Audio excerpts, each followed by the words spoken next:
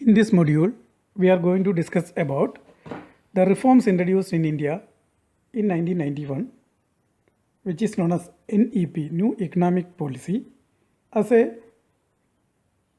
solution for the crisis happened in 1991. A set of structural and adjustment measures started from July 1991 in response to the emerging economic crisis is termed as New Economic Policy or NEP. This reform is also known as LPG reforms because it includes liberalization, privatization, and globalization reforms. The term economic reform broadly indicates necessary structural adjustments to external events. It includes the function of countries spending to the level parallel to its income and thereby reducing fiscal deficit. This requires gradual reduction in import and increase in export. These adjustments also require market change in order to make economy flexible.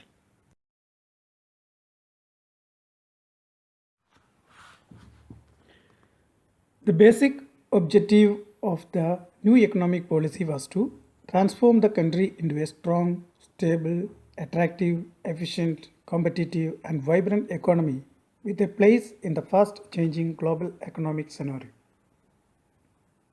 To achieve this aim, the new economic policy concentrates on the main objectives like to reduce the rate of inflation in domestic territory, to reduce fiscal deficit, to improve the balance of payment situation, to improve efficiency and productivity of the economy, to encourage foreign capital investment, to put the economy back on the path of sustainable growth and social justice, etc.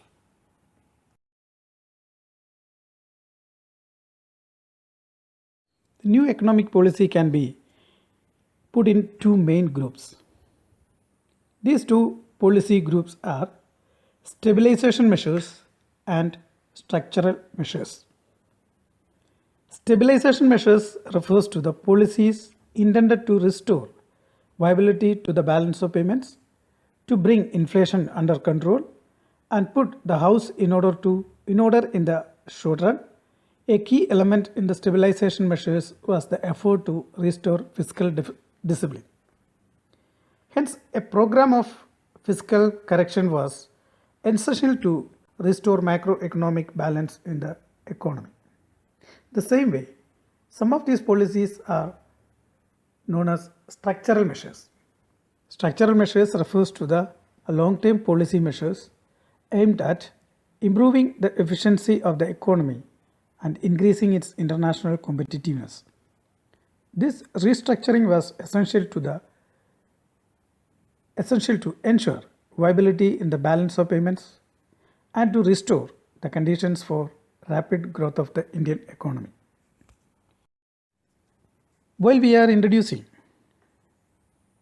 new economic policy in India, this new economic policy introduced with three main components. First one was liberalization, privatization, third one globalization. Liberalization policies, privatization policies, and globalization policies. Now we can see one by one what are these economic policies. Now we can see what is liberalization. Free from direct or physical control by the government in the way of trade is known as liberalization. Before 1991, there were some controls of government. The main areas of control by the government were industrial licensing system. It was a rigid process. They were controlling the price, and import licensing was there, and the restrictions were there on investment by the foreign companies.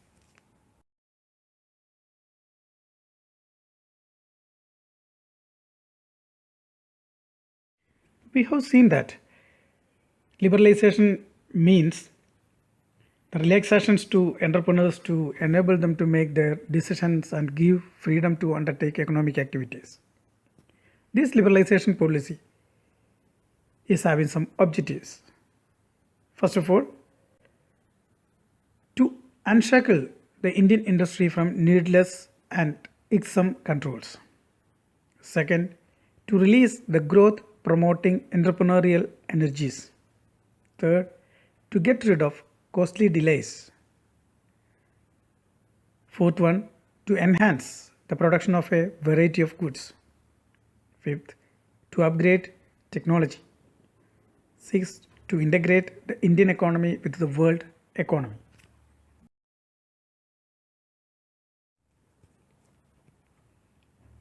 Liberalization reforms are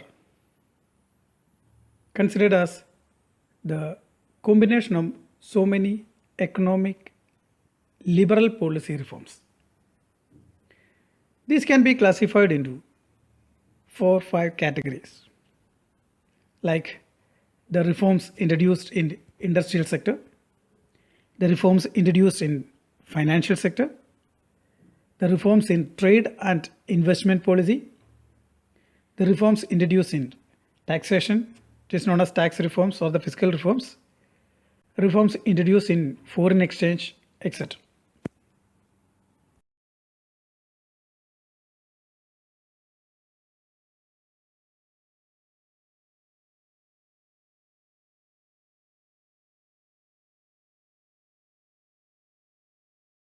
First of all, we can see industrial policy reforms.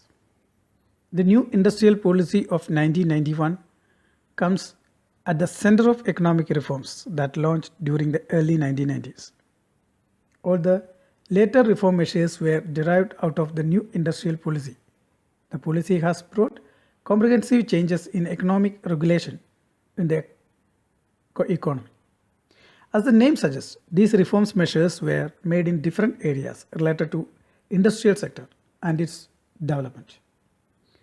The main reforms introduced in the industrial policy reforms are reduction in industrial licensing, de-reservation of industries for public sector, reforms in small scale sector,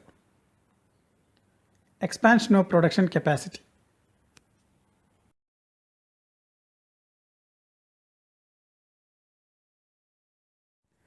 Next is trade and investment policy reforms.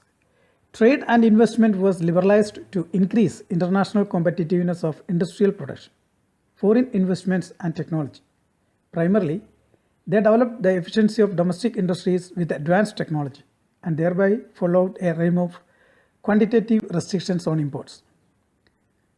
Trade policy reforms focused on dismantling of quantitative restrictions on imports and exports, removing the licensing procedures for imports and reducing the tariff rates.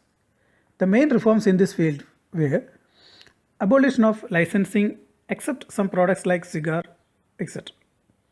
Contradiction to public sector, that is number of items produced by public sector were reduced. The government given freedom to import capital. De-reservation of production units introduced. Producers given freedom to what to produce and how much to produce.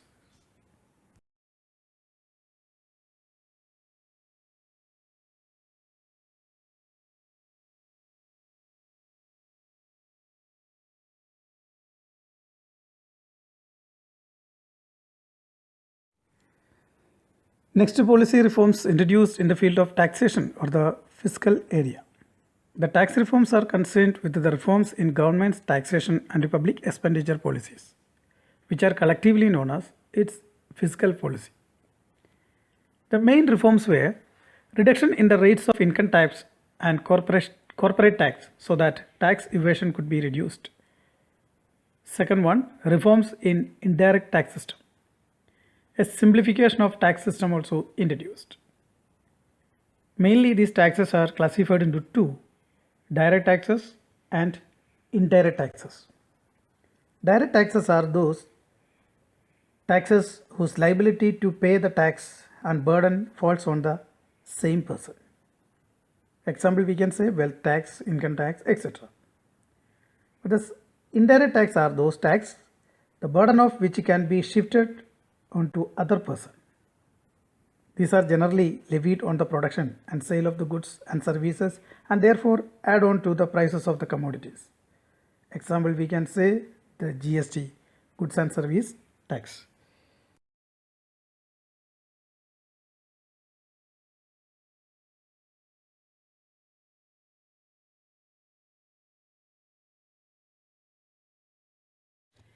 Reforms introduced in foreign exchange areas.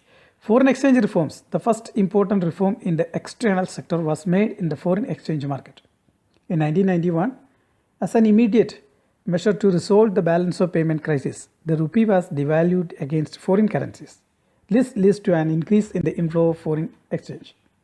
The main reform was the devaluation of Indian rupee. It is the official lowering of the value of a country's currency in relation to other currencies of the world. Now we can check the advantages and disadvantages of liberalization policy reforms. These are the main points of advantages. First one, industrial licensing came. It increased the foreign investment. Liberalization policy increases the foreign exchange reserves in India. Liberalization policy reforms increase in consumption and control over price. Liberalization brought a check on corruption. It brought a reduction in dependence on external commercial borrowings. Some disadvantages also we have to see, like increase in unemployment. Liberalization policy brought unemployment level more. Loss to domestic units. Increase dependence on foreign nations.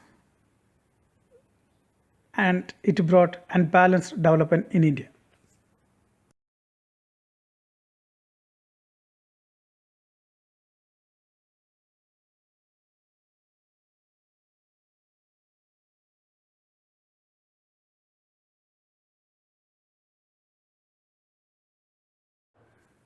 These are some questions, revision questions from this module. Question number 1. What do you mean by Reform 1991? Question number 2. What are the objectives of privatization? Question number 3.